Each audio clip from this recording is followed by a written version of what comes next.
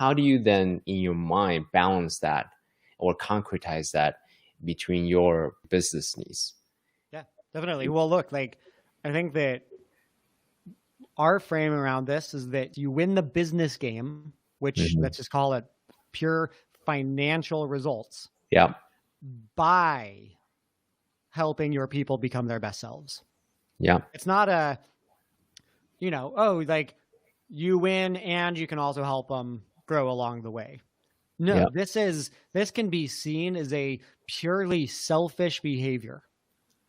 Okay. That helping these people live their lives and feel their feelings is ultimately going to massively benefit 15.5. Like if I want to look at it just through the financial perspective, right? That's just that. Right. Yeah. Like average cost to replace an employee is 2 to 4x their salary. Employee lifetime value. It's very expensive for somebody to leave your company and to hire somebody else and train them. So if you can extend your employee ELTV is what it's called. We always talk about CLTV, but ELTV is equally important. So if you can extend your ELTV by 2 months or 2 years, that has profound financial implications. We know a lot now from neuroscience of when the brain is in fight or flight, the higher functioning of the creative brain doesn't work as well. We aren't as creative. We don't come up with innovation. And so if you have a culture of fear, people's brains won't be functioning as optimally. Our brains are where all this work is happening. So it's optimizing people's performance by creating cultures of psychological safety. Google did all that research of like, what is the single most important element of a high performing team? And psychological safety.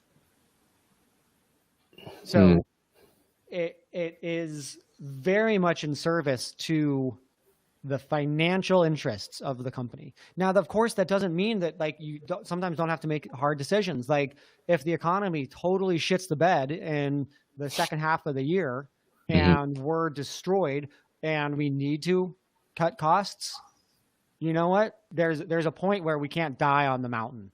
Right. And it's also, I think a lot of people think that this also then means that you have to be really soft and you have to basically be like, well, we value relationships over performance. And so, we're not going to fire that person, even though we all know they don't really pull their weight. It's like, no, that's not it at all. It's extremely high caring and it's extremely high accountability. Yeah. But it's making sure that that's a two-way agreement, that there's clarity around what performance actually means. Yeah. And you can have high standards around performance and still care about people. And so that's really, I think, what we're on a mission to prove is that you will do better as a business by investing in your people and helping unlock their potential. Yeah. And if you focus purely on the financial metrics and you don't put the human being at the center.